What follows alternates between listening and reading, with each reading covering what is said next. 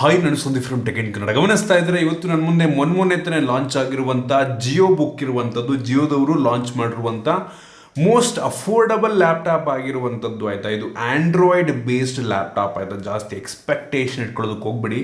ಈ ಒಂದು ಲ್ಯಾಪ್ಟಾಪನ್ನು ಕೇವಲ 15,500 ರೇಂಜಲ್ಲಿ ಲಾಂಚ್ ಮಾಡಿರುವಂಥದ್ದು. 15,500 ರೂಪಾಯಿಗೆ ಹೆಂಗಿರ್ಬೋದು ಒಂದು ಲ್ಯಾಪ್ಟಾಪು. ಇದು ಆ್ಯಕ್ಚುಲಿ ರೀಟೇಲ್ ಪ್ಯಾಕೇಜ್ ಆಯಿತಾ. ರಿಲಯನ್ಸ್ ಡಿಜಿಟಲಲ್ಲಿ ಪರ್ಚೇಸ್ ಮಾಡಿರುವಂಥ ಪ್ಯಾಕೇಜು ಅವರೇನು ಕಳಿಸಿಲ್ಲ. ಸೊ ನಾನಿವತ್ತು ಇದನ್ನು ಅನ್ಬಾಕ್ಸ್ ಮಾಡ್ತಾ ಇದ್ದೀನಿ, ಯೂಸ್ ಮಾಡಿ ನನ್ನ ಎಕ್ಸ್ಪೀರಿಯನ್ಸ್ ನಿಮ್ಮ ಹತ್ರ ಶೇರ್ ಮಾಡ್ತಾ ಇದ್ದೀನಿ. ಏನು ಚೆನ್ನಾಗಿದೆ, ಏನು ಚೆನ್ನಾಗಿಲ್ಲ. ಈ ಒಂದು ಪ್ರೈಸ್ ರೇಂಜ್ಗೆ 15,000 ರೇಂಜಿಗೆ ಒಂದು ಲ್ಯಾಪ್ಟಾಪ್ನ ಪರ್ಚೇಸ್ ಮಾಡ್ಬೋದಾ ತಿಳ್ಕೊತೀರ. ಅದಕ್ಕಿಂತ ಮುಂಚೆ ನೀವು ನಮ್ಮ tech in Kannada YouTube subscribe ಮಾಡ್ಕೊಂಡಿಲ್ಲ ಅಂದರೆ ಈಗಲೇ ಸಬ್ಸ್ಕ್ರೈಬ್ ಮಾಡ್ಕೊಳ್ಳಿ, ಒಂದು ಬೆಲ್ ಐಕಾನ್ ಕೂಡ ಕ್ಲಿಕ್ ಮಾಡ್ಬೋದು. ಓಕೆ, ಮೊದಲದಾಗಿ ಈ ಒಂದು ಜಿಯೋ ಬುಕ್ ಲ್ಯಾಪ್ಟಾಪನ್ನು ಅನ್ಬಾಕ್ಸ್ ಮಾಡೋಣ. ಗಮನಿಸ್ತಾ ಇದ್ರೆ ಈ ಒಂದು ಬಾಕ್ಸ್ ನಿಮಗೆ ಈ ರೀತಿ ನೋಡೋಕ್ಕೆ ಸಿಗುತ್ತೆ. ತುಂಬ ಸಣ್ಣ ಬಾಕ್ಸು, ತುಂಬ ಸಿಂಪಲ್ ಬಾಕ್ಸು. ಈ ಒಂದು ಬಾಕ್ಸನ್ನು ಓಪನ್ ಮಾಡಿದ್ರೆ ಇದ್ರ ಒಳಗಡೆ ಡೈರೆಕ್ಟಾಗಿ ಒಂದು ಲ್ಯಾಪ್ಟಾಪ್ ನಿಮಗೆ ನೋಡೋಕ್ಕೆ ಸಿಗ್ತಾ ಇರುವಂಥದ್ದು. ಅದನ್ನು ಪಕ್ಕಕ್ಕಿಟ್ಟರೆ ಒಂದು user manual, quick start guide ಮತ್ತು ವಾರಂಟಿ ಕಾರ್ಡ್ ಸಿಗ್ತಾ ಇದೆ. ಜೊತೆಗೆ ಒಂದು ಚಾರ್ಜರ್ನ ಕೂಡ ಕೊಟ್ಟಿದ್ದಾರೆ.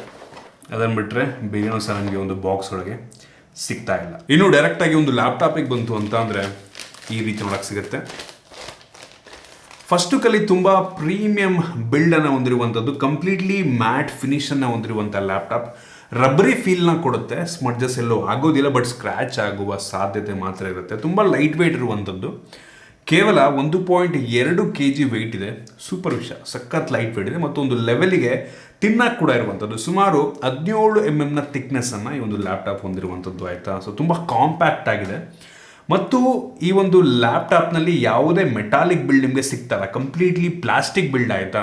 ಈ ಪ್ರೈಸ್ ರೇಂಜಿಗೆ ನಾವು ಮೆಟಾಲಿಕ್ ಬಿಲ್ಡನ್ನು ಕೂಡ ಎಕ್ಸ್ಪೆಕ್ಟ್ ಮಾಡೋದಕ್ಕಾಗೋದಿಲ್ಲ. ಈ ಒಂದು 15,000 ರೇಂಜಲ್ಲಿ ನಿಮಗೆ ಇನ್ ಕೇಸ್ ಮೆಟಾಲಿಕ್ ಬಿಲ್ಡ್ ಬೇಕು ಅಂತ ಅಂದರೆ ಮಿನಿಮಮ್ ಒಂದು 25,000 ಬಡ್ಜೆಟ್ ನಿಮ್ಮ ಹತ್ರ ಇರಬೇಕಾಗುತ್ತೆ. ಇನ್ನು ಈ ಒಂದು ಲ್ಯಾಪ್ಟಾಪ್ನಲ್ಲಿ 11.6 ಇಂಚಿನ HD ರೆಸೊಲ್ಯೂಷನ್ ಹೊಂದಿರುವಂಥ ಡಿಸ್ಪ್ಲೇ ಇರುವಂಥದ್ದು. ಬೆಸಲ್ ತುಂಬ ದೊಡ್ಡದಾಗಿದೆ. ಡಿಸ್ಪ್ಲೇ ಕ್ಲಾರಿಟಿ ಬಗ್ಗೆ ಆಮೇಲೆ ಮಾತನಾಡ್ತೀನಿ. ಈ ಒಂದು ಡಿಸ್ಪ್ಲೇ ಮೇಲ್ಗಡೆ ನಿಮಗೆ ಒಂದು ವೆಬ್ ಕ್ಯಾಮ್ರಾ ಕೊಟ್ಟಿದ್ದಾರೆ, 2 MP web camera. So video call ಮಾಡೋದಕ್ಕೆ ಅಥವಾ ಏನೋ ಕ್ಲಾಸ್ ಅಟೆಂಡ್ ಮಾಡೋದಕ್ಕೆ ನಂಗೆ ಅನ್ನಿಸ್ತಂಗೆ ತೊಂದರೆ ಆಗೋದಿಲ್ಲ. ಇದರಲ್ಲಿ ಇನ್ಬಿಲ್ಟ್ ಮೈಕ್ರೋಫೋನ್ ಕೂಡ ಇರುವಂಥದ್ದು.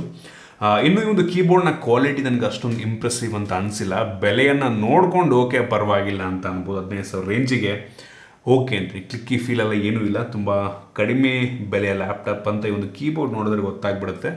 ಮತ್ತು ಈ ಒಂದು ಟಚ್ ಸೆನ್ಸಿಟಿವ್ ಏರಿಯಾ ಇದೆ ಅಲ್ವಾ, ಸೊ ಮೌಸ್ ಪ್ಯಾಡು. ಸೊ ಇದು ಅಷ್ಟೊಂದು ರೆಸ್ಪಾನ್ಸಿವ್ ಆಗಿದೆ ಅಂತ ಅನಿಸಿಲ್ಲ ಮತ್ತು ಆ್ಯಕ್ಯುರೇಟ್ ಆಗಿದೆ ಅಂತಲೂ ಕೂಡ ನನಗೆ ಅನ್ನಿಸ್ಲಿಲ್ಲ. ಮತ್ತು ಪವರ್ ಬಟನ್ ನಿಮಗೆ ಇಲ್ಲಿ ಮೇಲ್ಗಡೆ ಸಿಗ್ತಾ ಇರುವಂಥದ್ದು. ಮತ್ತು ಈ ಒಂದು ಲ್ಯಾಪ್ಟಾಪ್ನಲ್ಲಿ 2 USB ಟೈಪ್ ಎ ಪೋರ್ಟ್ ಇರುವಂಥದ್ದು ಮತ್ತು ಒಂದು ಮಿನಿ HDMI ಪೋರ್ಟ್ ಕೂಡ ಇದೆ. ಚಾರ್ಜ್ ಮಾಡೋದಕ್ಕೆ ಒಂದು ಪೋರ್ಟ್ ಕೂಡ ಕೊಟ್ಟಿದ್ದಾರೆ ಮತ್ತು ಹೆಡ್ಫೋನ್ ಜಾಕ್ ಹಾಕೋದಕ್ಕೂ ಕೂಡ ಒಂದು ಪೋರ್ಟ್ ಇದೆ ಮತ್ತು ಮೈಕ್ರೋ SD ಕಾರ್ಡ್ನ ಕೂಡ ನೀವು ಹಾಕ್ಬೋದು. ಅಪ್ ಟು 128 GB ತನಕ ಮೈಕ್ರೋ SD ಕಾರ್ಡ್ ಹಾಕ್ಬೋದು.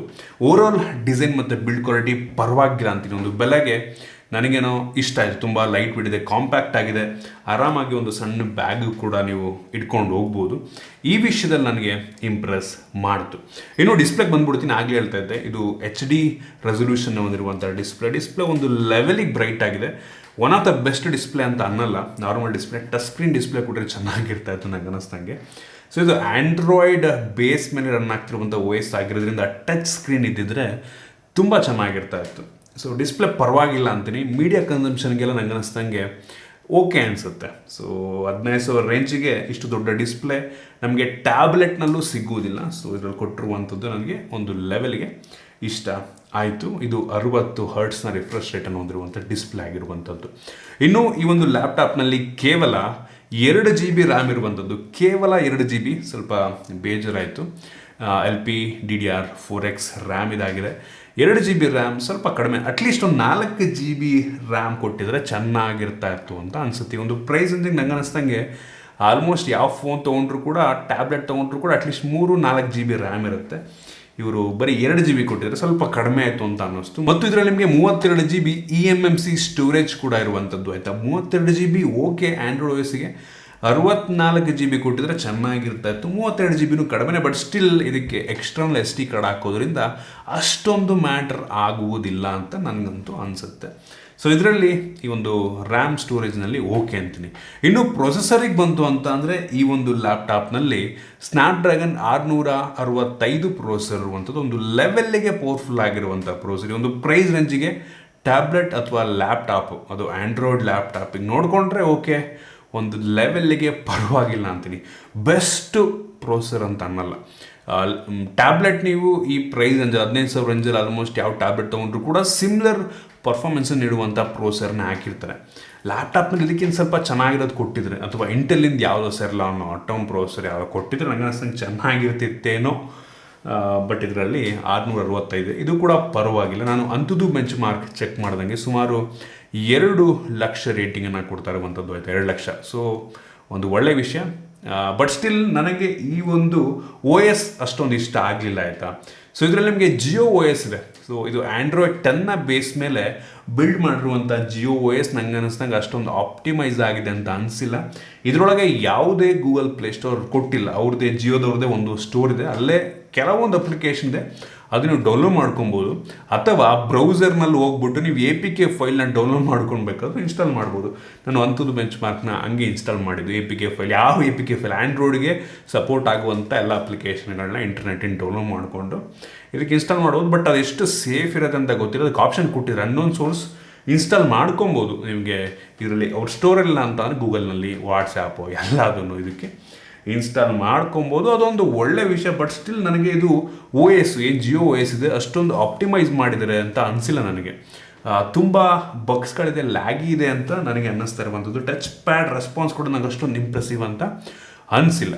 ಸೊ ಒಂದು ನಾವು ತಲ್ಲಿಡ್ಕೊಬೇಕಾಗತ್ತೈತೆ ಏನಂದರೆ, ನಿಮಗೆ ಈ ಒಂದು ಬೆಲೆಗೆ ಇದೇ ಸೈಜ್ನ ಇಷ್ಟೇ ಸ್ಪೆಸಿಫಿಕೇಶನ್ ಹೊಂದಿರುವಂಥ ಟ್ಯಾಬ್ ತೊಗೊಳಕ್ಕೆ ಹೋಗ್ತೀರಾ ಅಂತ ಅಂದರೆ ನಿಮಗೆ ಆಲ್ಮೋಸ್ಟ್ ಒಂದು 12-13 ಸಾವಿರ ಆದರೂ ಆಗ್ಬೋದು.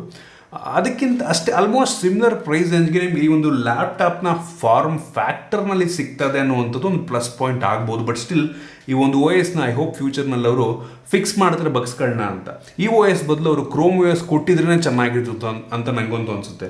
ಇದೇ ಲ್ಯಾಪ್ಟಾಪ್ನಲ್ಲಿ, ಇದೇ ಹಾರ್ಡ್ವೇರ್ ಲ್ಯಾಪ್ಟಾಪ್ನಲ್ಲಿ ಕ್ರೋಮ್ OS ಕೊಟ್ಟಿದ್ರೆ ಅದು ಸ್ವಲ್ಪ ಆಪ್ಟಿಮೈಸ್ ಆಗಿರ್ತಾ ಇತ್ತು, ಇನ್ನೂ ಸಖತ್ತಾಗಿರ್ತಾ ಇತ್ತು, ನನಗಂತೂ ತುಂಬ ಖುಷಿ ಆಗಿರ್ತಾ ಇತ್ತು. ಬಟ್ ಈ OS ನನಗೇನು ಅಷ್ಟೊಂದು ಇಂಪ್ರೆಸಿವ್ ಅಂತ ಅನ್ನಿಸ್ಲಿಲ್ಲ. ಸೊ ಅದೊಂದು ನನಗೆ ನೆಗೆಟಿವ್ ಅಂತ ಅನ್ನಿಸ್ತು. ಇನ್ನು ಈ ಒಂದು ಲ್ಯಾಪ್ಟಾಪ್ನ ಸೆಕ್ಯೂರಿಟಿ ಅನ್ಲಾಕ್ ಮಾಡಬೇಕಾಯ್ತಾ, ನೀವು ಆ್ಯಂಡ್ರಾಯ್ಡ್ ಫೋನ್ ಅನ್ಲಾಕ್ ಮಾಡ್ತಿರ್ಬೋದು ಅದೇ ರೀತಿ ಅನ್ಲಾಕ್ ಮಾಡಬೇಕು. ಇದನ್ನು ಕ್ಲೋಸ್ ಮಾಡಿ ಓಪನ್ ಮಾಡಿದ್ರೆ ಸ್ವೈಪ್ ಅಪ್ ಅಂತ ಕೇಳುತ್ತೆ. ಟಚ್ ಸ್ಕ್ರೀನ್ ಇದ್ರೆ ಹಿಂಗೆ ಮಾಡ್ಬೋದಾಗಿತ್ತು, ಈ ಮೌಸ್ ಪಡಲ್ಲಿ ಮಾಡಬೇಕು, ಇಲ್ಲ ಎಂಟರ್ ಕ್ಲಿಕ್ ಮಾಡಬೇಕು. ಸೊ ಅಥವಾ ಇದಕ್ಕೆ ನೀವು ಬೇಕಾದ್ರೆ ಲಾಕ್ ಸ್ಕ್ರೀನ್ ಕೂಡ ಹಾಕ್ಬೋದು, ಯಾವುದೇ ಫಿಂಗರ್ ಪ್ರಿಂಟ್ ಸೆನ್ಸರ್ ಎಲ್ಲ. ಫೇಸ್ ಅನ್ಲಾಕ್ ಬೇಕಾದ್ರೆ ನೀವು ಆ್ಯಡ್ ಮಾಡ್ಕೊಬೋದೇನೋ ನನಗೆ ಅನ್ನಿಸ್ದಂಗೆ. ಸೊ ಇದರ ಬ್ಯಾಟ್ರಿ ಬರೀ 5000 mAh ಕೆಪಾಸಿಟಿ ಬ್ಯಾಟ್ರಿ ಇರುವಂಥದ್ದು, ಏನಕ್ಕೂ ಸಾಲಲ್ಲ. ಬಟ್ ಸ್ಟಿಲ್ ಇದು ತುಂಬ ಕಡಿಮೆ ಪವರ್ನ ಕನ್ಸ್ಯೂಮ್ ಮಾಡುತ್ತೆ. ಮತ್ತು ಯಾವಾಗಲೂ ನೀವು ಚಾರ್ಜ್ ಹಾಕ್ಕೊಂಡು ಬೇಕಾದ್ರೆ ಯೂಸ್ ಮಾಡ್ಬೋದು.